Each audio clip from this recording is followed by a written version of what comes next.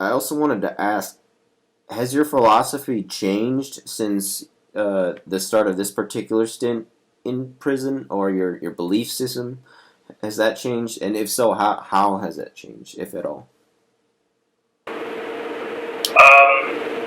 Well, regards to the IPP sentence, my views have not changed. If anything, they have become more stronger in a sense that IPP is a crime against humanity. It's an unparalleled act of barbarism, paralleled by nothing ever seen in modern Western European criminal justice and political history, an act of barbarism inflicted by the British state against its own people. It's a crime against humanity, and no civilized society on earth should accept treating human beings in the way that the IPP sentence is treating them. The IPP sentence has caused and continues to cause immeasurable mass human suffering to innocent children and families, thousands and thousands and thousands of them, all over England and Wales. Short tariff, post-tariff IPPs, 10, 11, 12, 13 years over tariff are dying. They're dying at the rate of one every 30 or 40 days in prison healthcare units, segregation units, in Victorian overcrowded, violent, cockroach-infested slums that the Ministry of Justice called prison. And enough is enough. Something needs to be done to stop the bloodshed. People say governments are a necessary evil. I say 2020 is the year of the people, and 2020 is the year of the Great Awakening. Injustice has always been part of modern history, and as long as there is elected governments, it always will be. But it's the way that we deal with injustice and how we grow from it.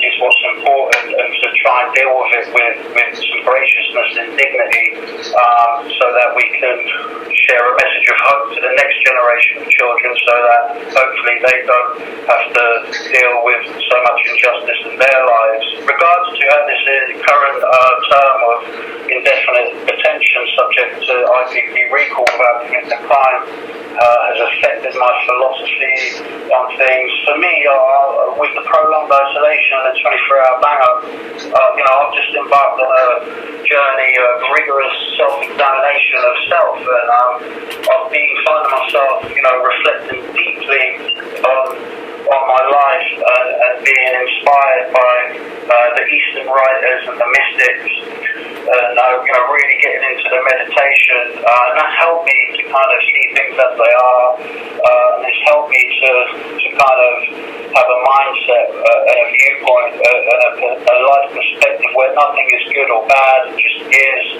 and to just be at one with the world, because two discriminates, two is for and against, but one is pure, one is beautiful.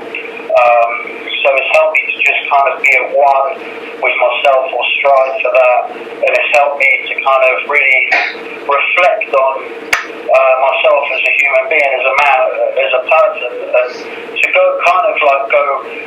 it's made me reflect on my childhood.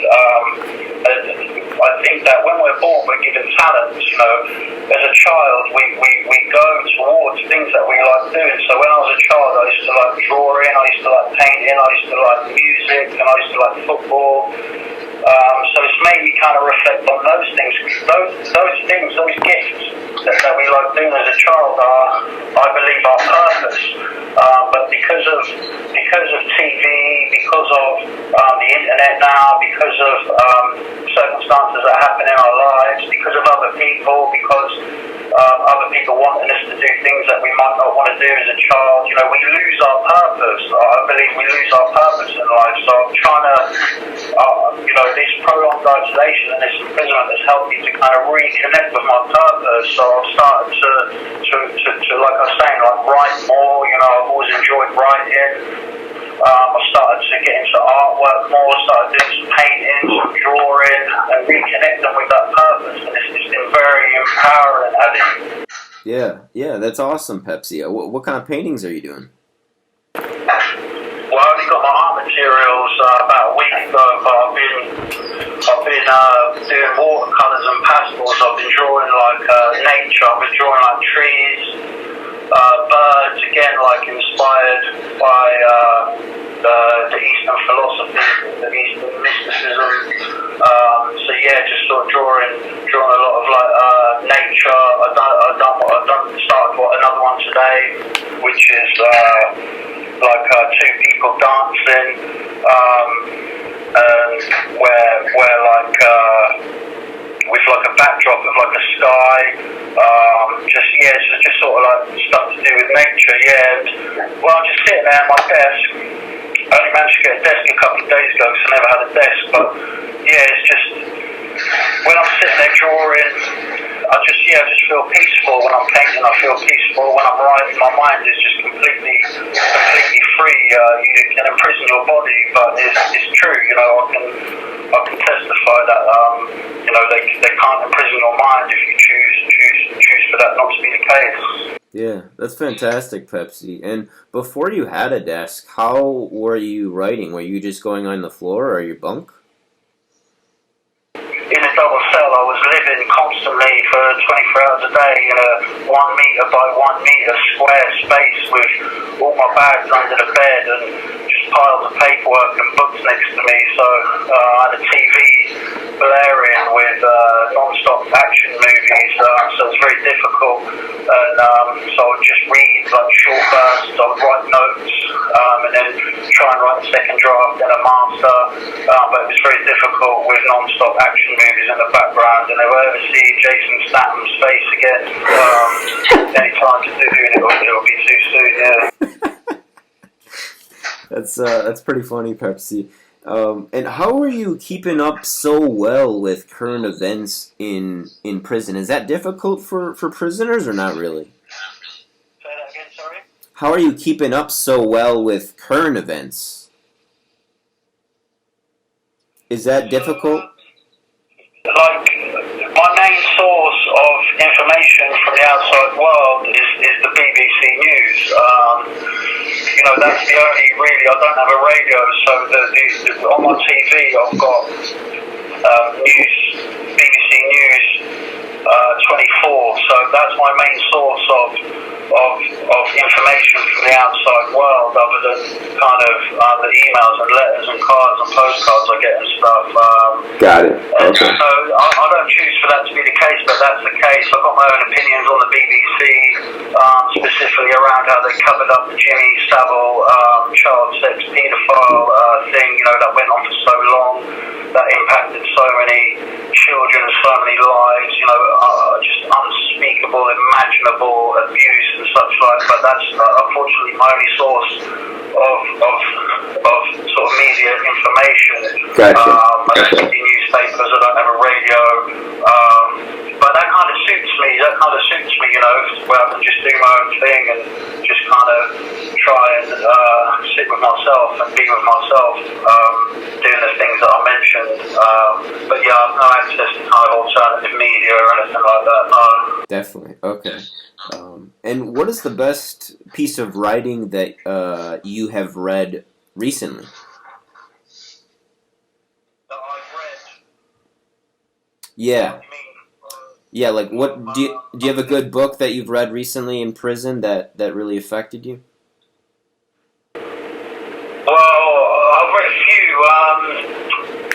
I've read a few. I finished Robert Greene's new book. I think it came out in 2019 or 2018. It's called The Laws of Human Nature. It's broken down into about 16 or 18 different chapters. It's a phenomenal book. I'd recommend it for anybody. It brings together, you know, the wide, massive spectrum of human psychology, the Kleins, the Freuds, the Jungs, teaches you about child psychology. It teaches you how our personality develops as a child and then into a man. It's just a phenomenal book. It's a great book for the managers, aspiring leaders. And it's modernized as well, Addy. You know, he talks about face Facebook and Google and the internet and all this kind of stuff. And he mentions in there how, you know, it's the fact that people struggle to actually sit down and relax and read a book now is because of smartphones and the internet. You know, we're on this app, then we're on that app, then we want to do something else. And men are inherently restless anyway, where women are more patient and waiting. You know, a woman will wait forever. Men are, you know, inherently restless. You know, we always want to achieve things and achieve more, and nothing's enough. And it breaks all that down, and it kind of helps you to understand, you know, the impact that you know, this artificial intelligence is having on human nature. It's an incredible book. Yeah, I'll review it at some point, or write about it in some way. But well, yeah, Robert Greene is an amazing Western writer, and I've got his other book that you sent me, Mastery. I'm about 30 pages into that at the minute, so. Oh, great!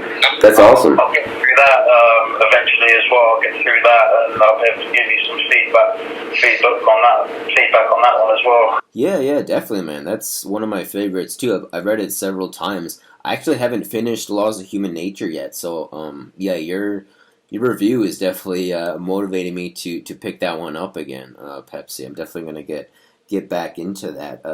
Speaking of books, do you have any other book requests you have? I know you want those directed to Chris Blackman, correct? So there's like a centralized list? Yeah, so I've sent Chris Blackman a list. It's mainly kind of like mysticism books, shaman books, books like that, like the Eastern writers. So I've sent him like a big list. I've done like an extensive bit of work. It's called the Global Prison Book Donation Project. You know, this was the end result of Tenside stealing my books.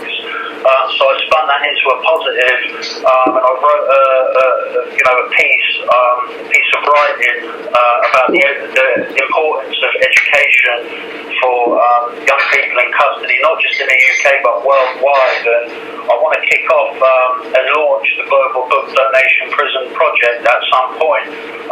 So we can make that happen for yourself or Blackman at some point. And I know Blackman has already got a few books there, like fiction books and stuff like that. Yeah, if anybody would like to send me books, if they get in touch with Chris Blackman, he's got the list, and then he's got, I think he's got like a GoFundMe there where people can donate so they can buy the books. But this is eventually going to evolve into the Global Prison Book Donation Project, where I'm advocating for people in society to, you know, Google prisons, not just in the UK but worldwide, inquire about sending books, and then package up book packages to send to young people in prisons, so that hopefully they can find the books find their way into the parts of you know, these young people that are in prison, mostly from poor socio-economic backgrounds and communities, because we can have, you know, we have to focus on the things we can and can't change, right? That's the wisdom. And, you know, the fact of the matter is, worldwide, you know, there are draconian, outdated, counterproductive, recidivism-created penal systems that, in my opinion, need to be modernized into the 21st century, consistent with and complementing world advances in neuroscience, neuropsychology, artificial superintelligence, science. But at the moment, you know, that's the long game. At the moment, that's not the case. So, you know, it's mass warehousing of young people, unfortunately. So, as a society, as citizens of societies, you know, we have a moral duty, in my opinion, to create structures and mechanisms within society that can at least, you know, do something about this sad state of affairs. So if world governments are disproportionately demonising and criminalising and locking people up from poor socio-economic backgrounds and turn them into lifetime chronic recidivists, you know, we can try and do something about that by creating these structures in society. So I believe that launching a global prison book donation project will be a step closer to doing something about these young lives that are being wasted away in prisons all over the world. Yeah, that's really well said, and fantastic work, Pepsi, with getting that book project together. And it's something, that particular topic is something that I have been recently interested in too. Just trying to get, any spare books that people are donating to prisons, I think is a great way to contribute to that. And if anybody does want to get in touch with Chris Blackman about the books that Pepsi is looking for, or wanting to donate money for those books, I will put that in the description box below. And likewise, if you want to make a donation to me and just put in the memo, it's for Pepsi, I will make sure that gets to him as well. So, what are your plans for Crime and Justice TV on the Out, Pepsi?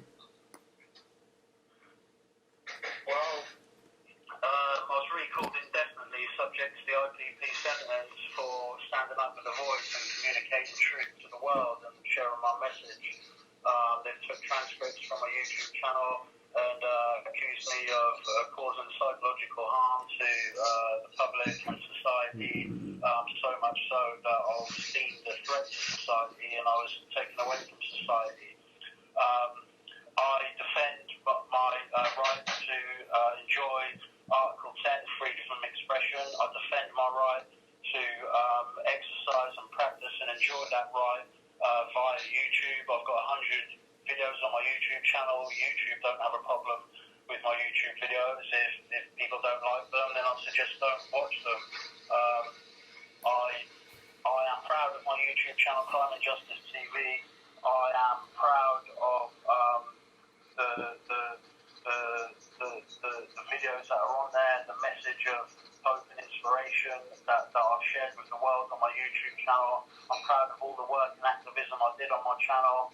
I'm always willing and happy to look at myself and self-examine and, maybe adapt my delivery, sometimes, which can be a bit rough around the edges, possibly, maybe at times, but other than that, I'm proud of my channel. I'll invite people to keep sharing the videos, keep sharing the channel. I know for a fact that my videos on Crime and Justice TV still impact and touch and inspire people because I am inundated with mail from all over the world, from the Netherlands, from Canada, from America, from Australia, from France, from Ireland, the UK, all over London, the South Coast, Manchester, Newcastle. I get a wide range of different letters. I really enjoy your channel, just write a few words. Other people write to me and tell me they've got a brain tumour and my videos help them to have some peace of mind. Other people tell me they listen to some of my videos, help them go to sleep. Other people message me saying they've got mental health problems, child sex abuse survivors, depression, anxiety, and listening to my work has inspired them. So I know the impact that my channel had and continues to have on society, but time is going to tell, Addy, whether the parole board, when they release me, whether they allow me to continue to do that or not. So I'll be obviously saddened if they give me restrictions around social media, but everything happens for a reason, and I'll have to focus my activism and attention elsewhere, which at the minute is writing, and that, like I said, is very empowering for me, and I've been greatly inspired with all the books that you and others have sent me. I knew writing was a powerful tool, but I never recognised how powerful it's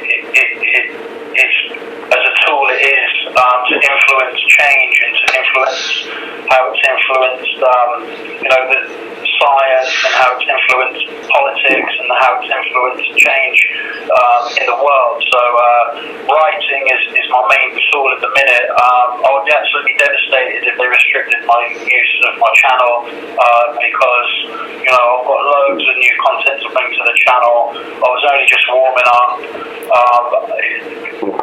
Doing my YouTube videos was something that gave me great satisfaction. You know, I wasn't a millionaire from it, but I never did it for money. I did it just to get my message out, and everything I did on YouTube and my activism and making videos was for no other reason than to influence safer societies, to reduce recidivism, to try and do at least a little something to contribute to a safer world, a more equal world, a more free world, and to inspire, you know, the next generation. So to be locked up indefinitely because of that is quite tough. Yeah. Yeah. Well, you have hundreds, if not thousands, of people who support you, Pepsi. I mean, you're the only one who knows your subscriber count, but I know there's definitely hundreds of people who subscribe to me who support you, and I know Sean as well. People who are keeping up, so there are definitely people on your side who want to see you win, and we definitely are looking forward to your writing and hopefully your YouTube videos in the future as well. And I gotta say, Pepsi, that I am looking forward to the day that we can collaborate again on YouTube videos and maybe a podcast too, because I think you have a very deep understanding of human nature, I think, not only due to your reading, but also your experiences as well. And that combined with your way with words, I think really makes for someone who is naturally good at podcasting and orating in that sphere. So not only myself, but there's lots of people outside that are really looking forward to that day that we can see you putting out that new content again, because it's something that you are you definitely have talent in. Oh, no, that's very kind words. I'm deeply touched and humbled by those words. Thank you very much. And, you know, truth never damages a cause that is just, yeah? Truth never damages a cause that is just. So truth is my hope, it's my courage, it's my inspiration. You know, I'm going to continue, you know, as is my right, you know, to communicate truth to the world. History shows us that they've always thrown stones at truth tellers. The more stones they throw at me, the more courageous I become, the more louder I become. And, you know, that's something that I'm committed to continuing. So it'll be amazing in the future to work with you again. Working with you was fantastic. I really enjoyed every minute of it. It was a great buzz, you know, on the tube in London, going down to London Bridge, going down to Surrey, working with Sean Atwood, and it really kind of felt that we were part of something special, creating something special. You know, we didn't have millions and millions of followers and supporters, but it felt that, you know, we were really starting to create something special, and that we were part of something special. And, you know, I reiterate and emphasize again, you know, I believe that 2020 is a year of the people, and you know, I believe that people are starting to have a bigger voice and a louder voice. People who suffer injustice and people who suffer oppression and abuse, and anybody, you know, anybody who feels that they don't have a voice and that they're not heard for whatever reason. You know, it felt like we were creating platforms and mechanisms and those structures we were talking about for people to have a voice. So, yeah, you know, it hasn't stopped. This movement hasn't stopped because I'm detained indefinitely. You know, that movement continues to grow with the work that people like themselves are doing. Let's hope that continues to be the case. Yeah, and I actually watched your video on getting your teeth pulled out and going to the dentist the other day, and I'm going to rewatch it again. I highly recommend people check that video out. It provides a very very well described experience of getting dental care in prison, and it's not only very informative but quite entertaining to listen to as well. But as far as getting out, Pepsi, do you have a date for a hearing yet, or do you know if you will get one soon? No, I have no release date. I haven't got the slightest idea when or if I'll be coming home. I'm detained indefinitely by the British state, subject to the Strasbourg condemned IPP sentence. I'm 12 years beyond tariff. I was detained outside Brixton probation, handcuffed, locked up in a police van, and then transported to Thameside prison without being accused of a crime, without being charged of a crime, without ever seeing the inside of a courtroom. If that can happen to me, that can happen to anyone else in the United Kingdom, and that can happen to their children. That's my message. I don't have any idea. I'm in a process where of uncertainty, of kind of helplessness. I speak to my solicitor quite regularly. He's doing everything that he can. He's trying to develop and construct legal arguments and trying to push the necessary authorities to look at my case.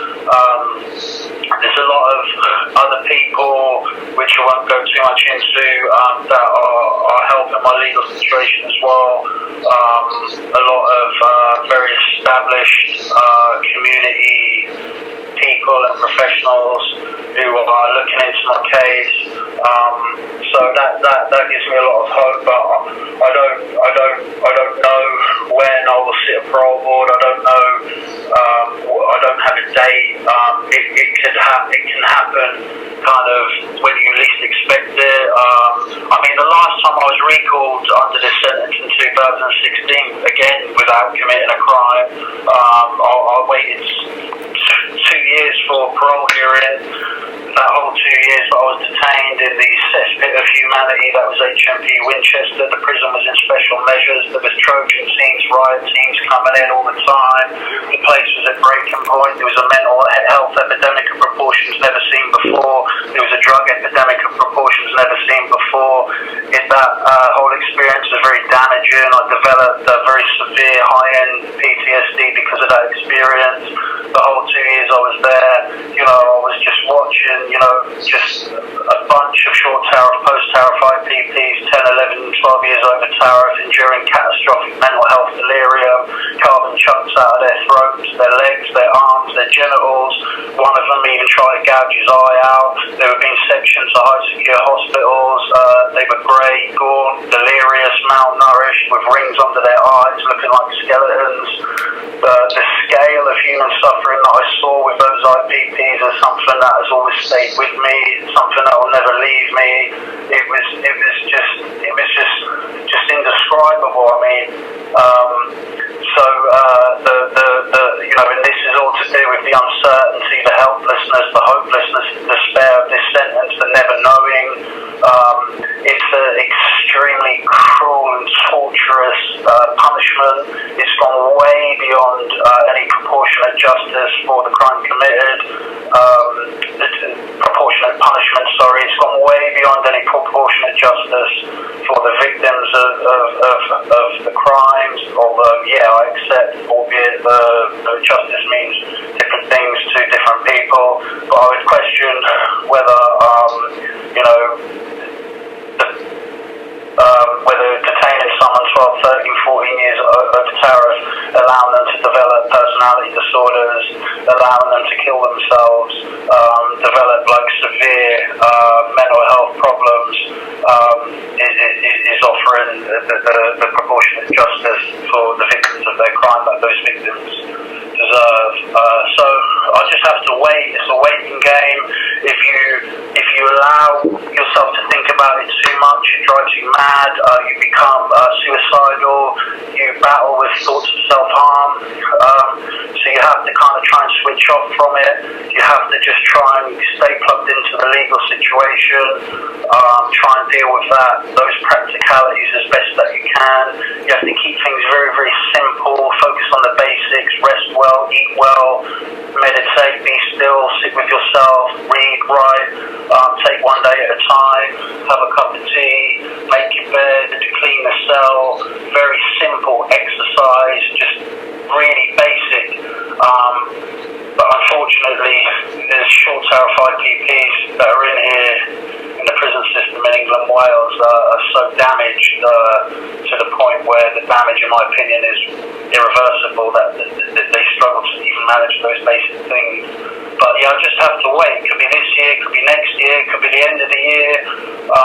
It could drag on all throughout next year. You get a lot of delays, you get a lot of adjournments. You can finally get your parole date, go on a parole hearing. You know, it's the most important day of your life. You fight for your life in a prison chapel for 2.5, 3 hours, and then they adjourn it for another 6 months for more reports or psychologist reports. So it's you just don't know when it's going to be, mate. Yeah. And that's your description of what you saw in those other prisoners and those other IPPs is really sad to hear. And you actually, again, went to my next question of how one deals with that uncertainty. And it must be staying present, you know, just, I would imagine, plays such a role in that.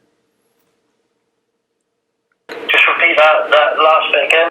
I was just saying, my next question, which you more or less answered again, you beat me to the punch, was how one deals with the uncertainty of not having a date, because I know that's something that is extremely important to prisoners. So I would imagine that staying present and staying in the moment, as hard as it may be sometimes, is the best solution to that. Yeah, I mean, it's very, very difficult. I mean, you have to put into perspective the scale of this, of this IPP catastrophe. You know, it's the biggest and worst mass miscarriage of justice in modern Western European criminal justice and political history. Like I said, it's a crime against humanity. Death becomes our best friend, for it delivers us from our suffering. You've got 2,300 IPPs who are detained indefinitely, who've never achieved release at the moment in prisons in England and Wales and hospitals, high secure hospitals. 93% of them are over tariff. Over 500 of them have served 5 times their original tariff or original minimum term. Over 250 of those 2,300 are between 8 and 11 years over tariff. You know, they've got these small tariffs, 6 months, a year, 1 year, 18 months, 2 years.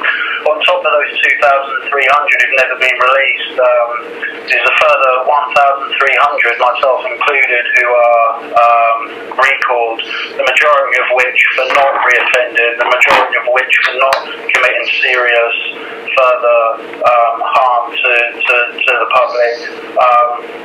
The self-harm statistics for that entire population of 3,400 IPPs is just staggering. The self-harm statistics for mandatory life sentence prisoners convicted of murder, you know, with tariffs, minimum terms of 15, 20, 25, 30 years, are around about 500 per thousand mandatory lifers. The self-harm statistics for that population of IPP prisoners that I spoke about are currently running at a staggering rate of 1,300 acts of self-harm per 1,000 IPPs. You know, so you're talking, that's more than 1 act of self-harm per IPP prisoner. This can only be described as a modern-day bloody massacre, because that's what it is, Addy. Yeah, and like people like myself. If It doesn't matter how big you are, how tough you are, how spiritually sound you are, it will break you. The uncertainty and that helplessness that you spoke about, and the soul-destroying, goalpost changing that they subject you to. Do A, B, and C, and then you can go home, but they don't let you go home. It's another 2 years. Now you've got to do D, E, and F. Oh no, you can't go home. It's another 2 years, and you're enduring back-to-back multiple 2-year parole board knockbacks in dim-lit corners of Victorian overcrowded prisons, fighting for your life for a 3-hour parole hearing, and you can never win. No matter what you do, you can never win. They'll always bring something up to use against you, whether it's a negative entry on the computer system from a member of staff, or whether it's an issue from your childhood when you were 4. And it really shows you the kind of the brutality and the reckless, knee-jerk implementation and design of the sentence. It doesn't matter what you do, you cannot win. When I go through my legal recall paperwork for this particular recall, the 3 reasons that they've given to justify detaining me indefinitely subject to IPP recall have got absolutely nothing whatsoever to do with the crime I committed 14 years ago of stealing £200 from a cafe with a knife. Absolutely nothing whatsoever to do with it. But my recall this time is to do with making complaints about my detention through the correct and proper channels against forensic psychologists and making YouTube videos. Yeah, well, you have nothing but support from me, Pepsi, and you are in my thoughts and the thoughts of many people who subscribe to me and you and Sean as well. And I know Mr. Chris Thrall is showing his support as well on his channel. So there are, lots of people out here that want to see the best for you and are thinking of you and other prisoners during this time, and especially those in the IPP, in the prisoners who are subject to that. And that's something that I wanna get out, is defining that term so people know what that actually entails and what that means for people who are subject to that sentence. And are there specific people you wanna say something to, Pepsi, or maybe people you want to shout out or say hi to? No, that's really nice, all those kind words. Chris Thrall, I just read to him the other day, so if you speak to him or see him, just let him know that I've wrote a letter to him. Anybody who writes to me, I always write back to them, whether it's airmail or email@prisoner.com or whether I have to put a stamp on the letter. I'll always respond to everybody who takes the time to contact me. The only thing I would say in response to your question is, I urge the British government, the British state, to stop this bloodshed, to end this massacre. The only people with the power and authority to do something to implement the necessary retrospective legislation to end this bloody massacre that continues to inflict immeasurable mass human suffering and bloodshed and loss of life, major loss of life, is the British government and the Justice Secretary Robert Buckland, QC. So I would urge him to look at this, and I would urge him to instruct an independent inquiry with immediate effect. This is what people need. And the last thing I'd say, Addy, it is about what I'd like to say is actually about victims of crime. This is something that I've been writing about extensively recently, and something that is important to me and is important to me on my YouTube channel. Our British criminal justice system is so culpability and perpetrator obsessed that 2 things are missed. Number one, always missed. Number one, the wider socio-economic influences and circumstances that lead people to commit offences. That's never looked at as much as it needs to be to prevent it happening again. And number two, more importantly, victims of crime are missed and they're not given a voice. victims of crime are treated disgustingly by the British criminal justice system. You know, I've got tons of stories that I could share with you where victims of crime feel like they're being treated like criminals. So, you know, going back to what we were saying earlier, we need to create platforms, create mechanisms, create structures in societies that give victims of crime a voice. And you've got people like John Wedger just doing amazing work with victims, child sex abuse survivors, and their voice is growing now, it's getting louder. So I commend John Wedger for that. And, you know, this is what we need to do. And, you know, this is something that I would highly recommend getting into yourself, Addy, is to create these platforms where victims of crime can have a voice, because their voice matters. You know, we had a case in Scotland about a year ago, very, very sad case, Addy. A girl from a good family, she run over a lad driving a car. The lad died. The girl went to court. The lad who died, his family stood up in the courtroom and said to the judge, you know, there's been enough loss, enough sadness, enough grief. We don't want any more. Please do not send this young girl to prison. And the judge didn't listen to the victim's family, and he sent her to prison for 5 years, and then she killed herself in prison. You know, that's an example of what I'm talking about, where victims of crime are just not listened to and they don't have a voice. And we need to address this, and we need to create, you know, ways where they can have a voice. And I believe that we can do that. You know, if the government are not going to do it, so be it. But we can do something about this. So that's something that's very important to me. That's something that I feel very strongly about, and you know, that's something that hopefully we can do something about. But I need to wrap it up, Addy, because I don't have much credit. Okay, no doubt, Pepsi. I'll let you go, and I love everything you said about supporting victims. That's something I'm definitely trying to do. Do you? And just one last thing, John Wedger and myself are working on a T-shirt design, a free Pepsi Watson T-shirt design. So that is in the works. Thank you so much for chatting, Pepsi.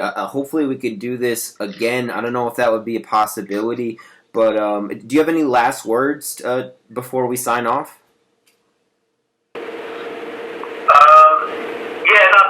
Yeah, that's a great idea. I'm very humbled. That's fantastic. Yeah, I'm looking forward to seeing a photograph of one of those. That's brilliant.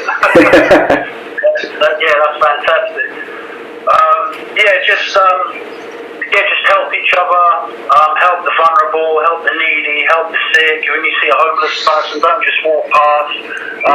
You know, just stop and have a chat with them, or have a coffee, and just be still and take a breath. You know, slow down, be patient, and never ever miss the beauty that is in this world. You know, where we can get bogged down with the injustice and all the darkness and sinister evil that exists in this world, and sometimes, you know, we can miss the beauty that's in the world. You know, so if we stop and just take a breath to breathe, you know, we can capture the beauty in the world, no matter what we're going through. You know, when we look at a tree and say that's a beautiful tree, all we're doing is repeating words, right? Even when we think, oh, that's a beautiful tree, we're just repeating thoughts. Yeah. You know, mind is not reality, words are not reality.